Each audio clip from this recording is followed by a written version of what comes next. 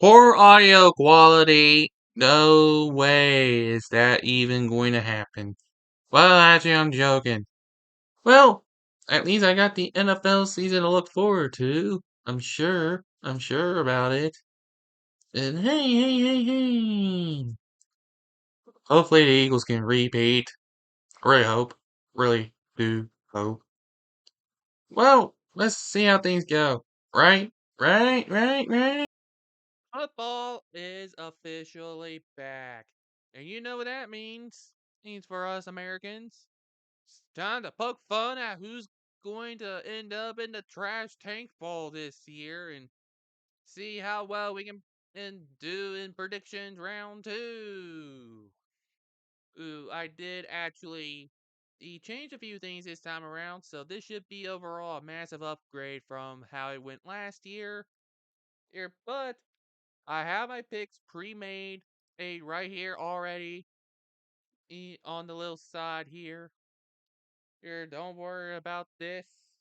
This is just for me to reference on. But let me know if you like this new style that I do.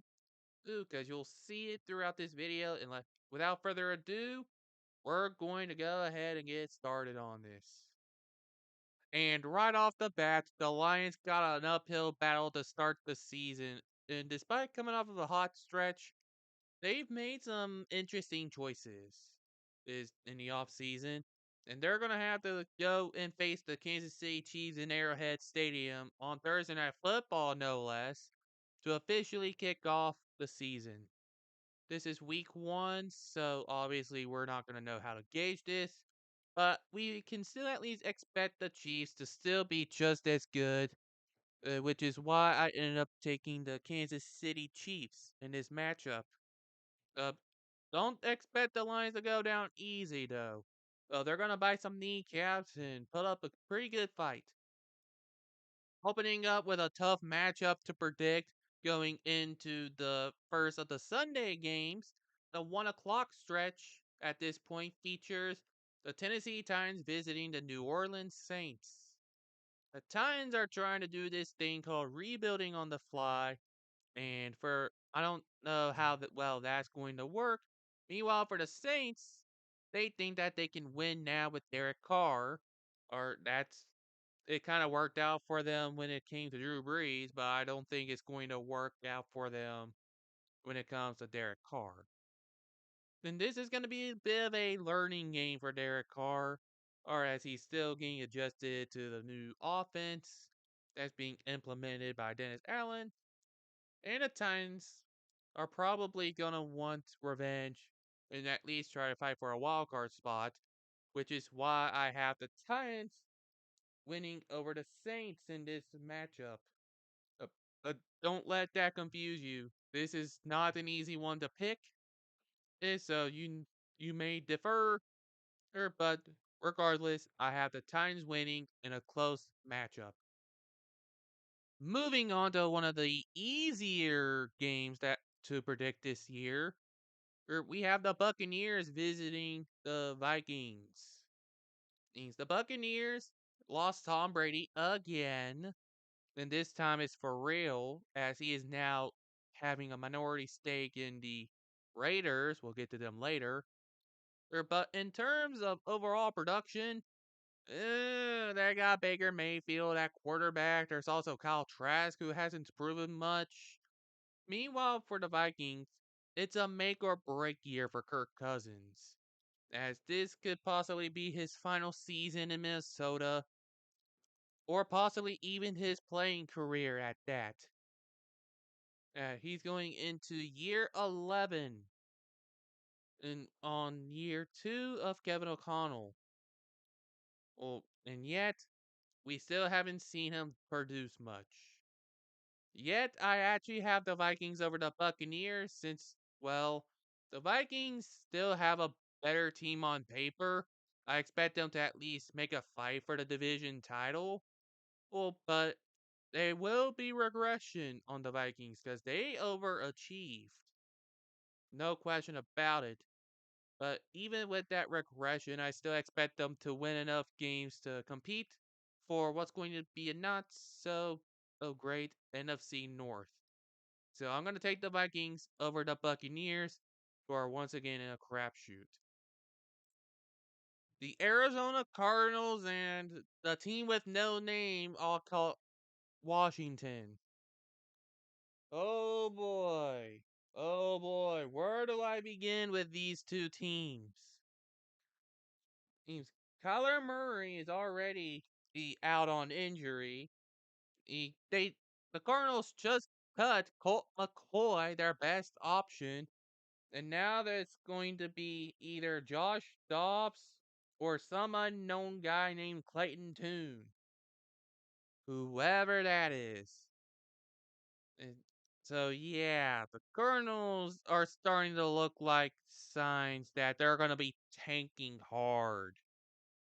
Or in when they're paying Kyler Murray all that money, it really doesn't help.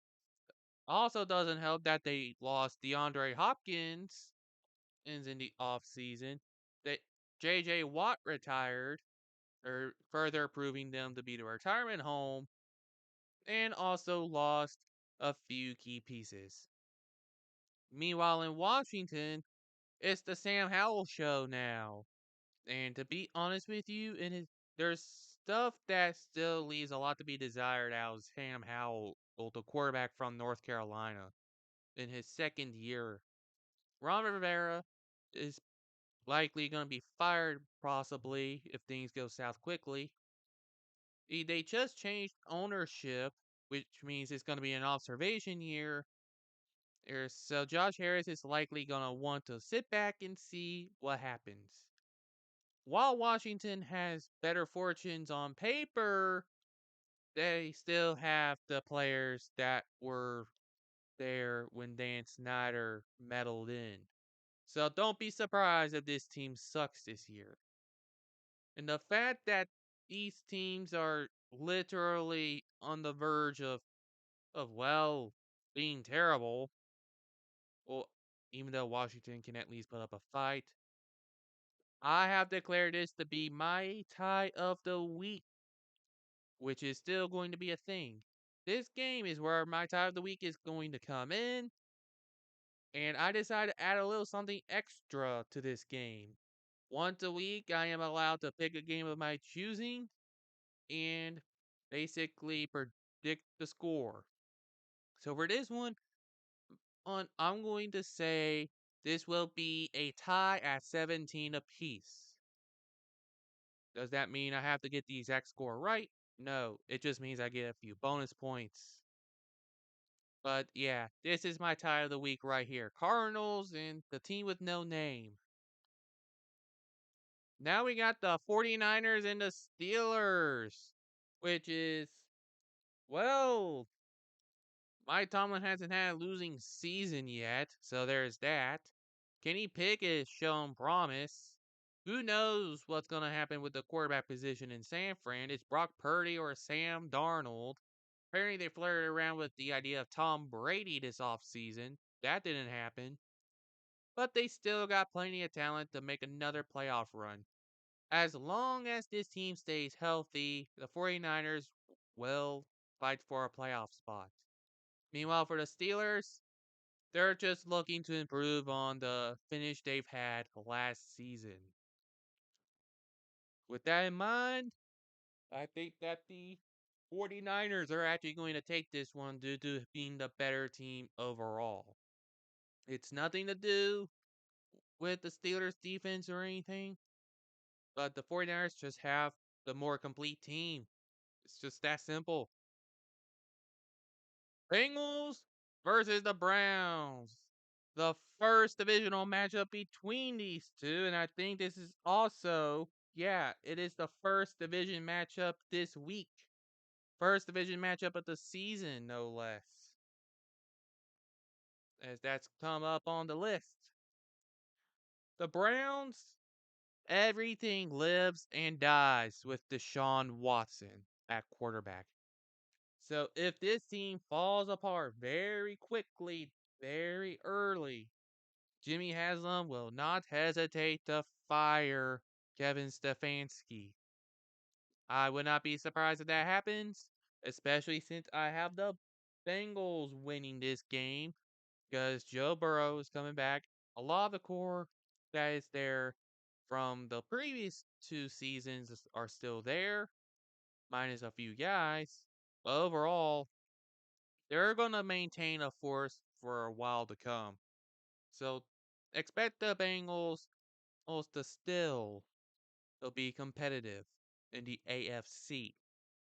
Because if they continue to succeed the way they do, there's a chance they may finally win a Super Bowl. But until that day happens, Bengals win over the Browns. All right, continuing with the theme of the divisional games, the Panthers are going to be going to Atlanta and face the Falcons to open up their season.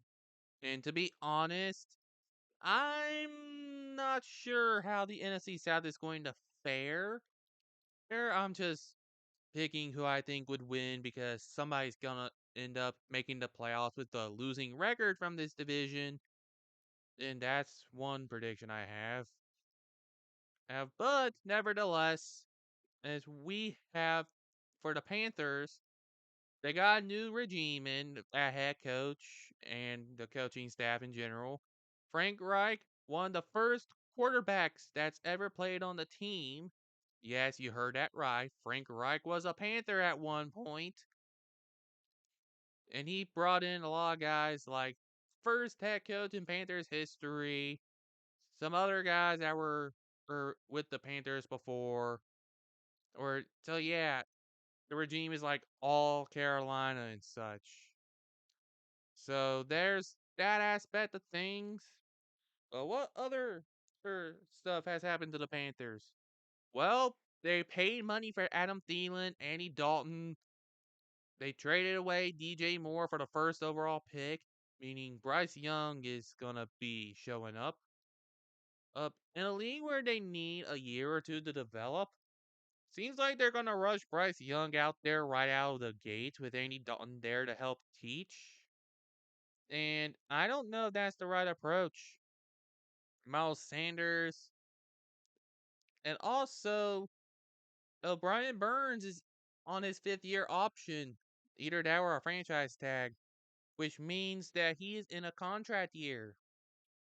So the Panthers need to figure out what to do about Brian Burns, especially since next year it'll likely be Derek Brown's turn to try to get a big boy contract. So the Panthers got a lot of room to be desired.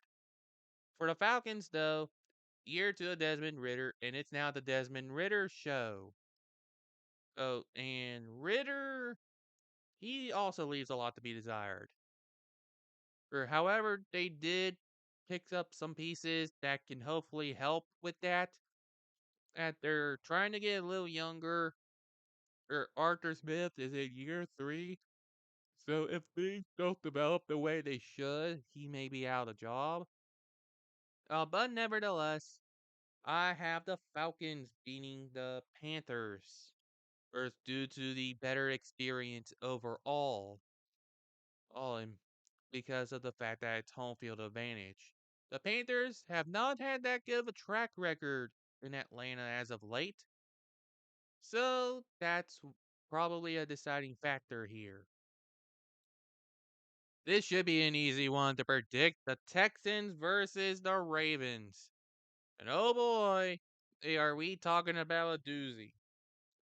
The Texans are going on to how many head coaches have been now? So Bill O'Brien 2020, then there was interim 2020.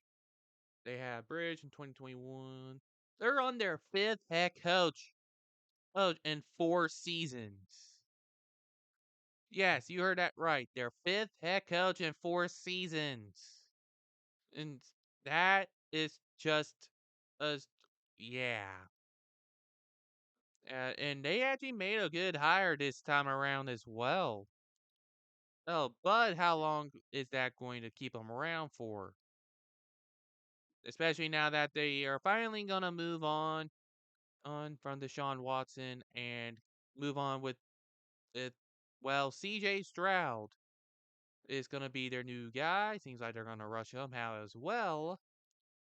But he's gonna be in a learning experience here, much like with Bryce Young. So it should be no surprise that the Texans are still a young team.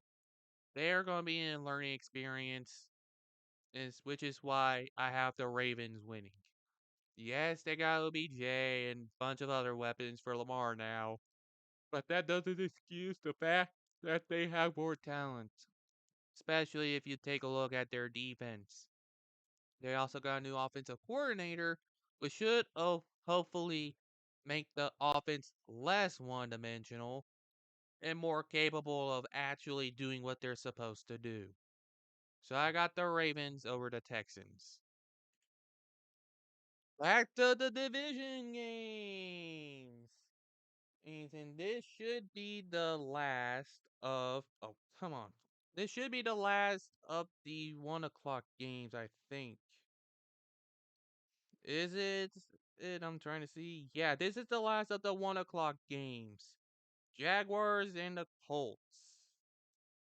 Colts. Unlike previous seasons where the Colts have done well at home, I think this is the season the Colts' luck finally runs out as the Jaguars enter Lucas Oil Stadium and deliver a victory in week 1. Remember, the Jaguars managed to start improving on what they did last season, as much as I hate the Jaguars.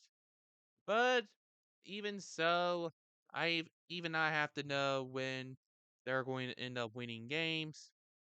And at this point for the Colts, a new regime, a raw, unproven quarterback we don't have much footage of that may have padded the combine.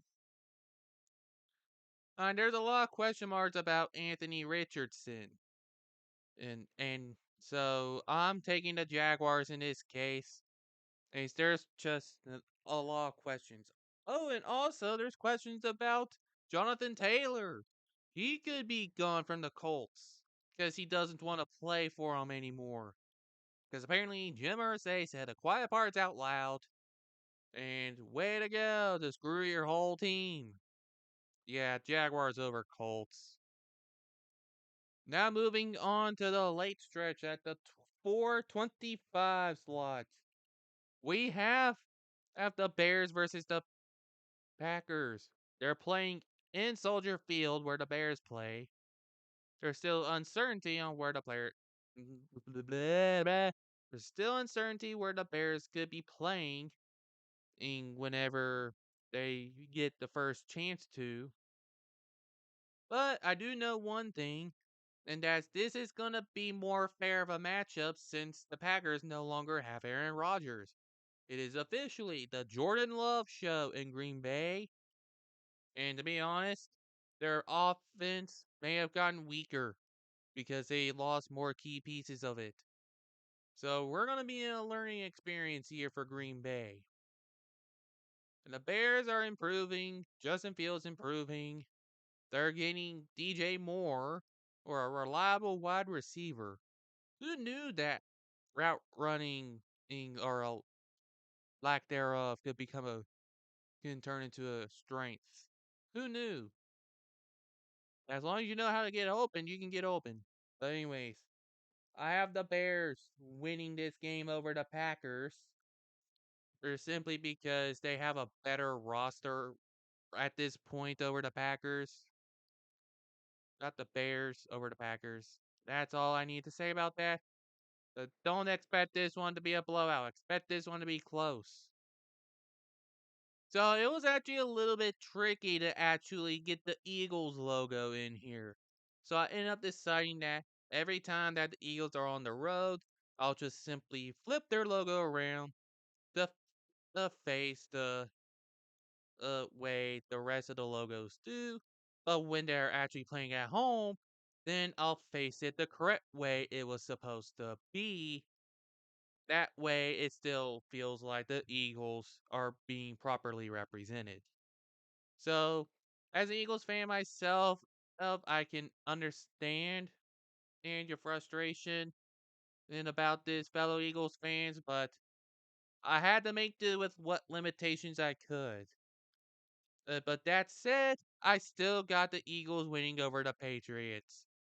And man, is there a lot of uncertainty with the Patriots.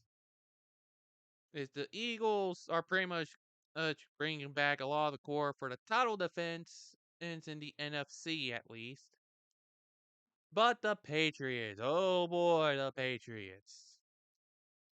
Talk about a lot of questionable moves. Bill O'Brien is back as offensive coordinator. Sadly, he's a massive upgrade from what they had before. Where Matt Jones needs to prove himself again, and they got I think they got Matt Corral there now, which leaves more questions than answers. I don't get Bill Belichick's thinking sometimes. Sometimes I think it's even Robert Kraft. So much uncertainty on the Patriots right now that aside from Juju, that I went with the Eagles over the Patriots. Rams versus Seahawks. Well, this is certainly a tough matchup. Uh, but I'll just keep this one short and sweet. Geno Geno Smith is coming off of a comeback player of the year award for a 9-8 a playoff berth, but I don't think that'll be enough to. Yeah, sorry, I'm yawning. Great, which is probably what's gonna end up being this game. This is gonna be a low scoring affair.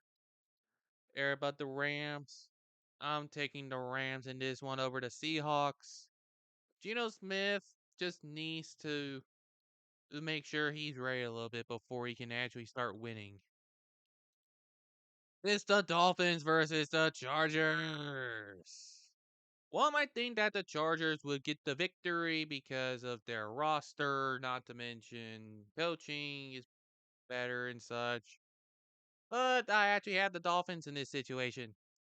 Let's be honest, the main thing that's holding back the Chargers from their potential right now is nobody on the team.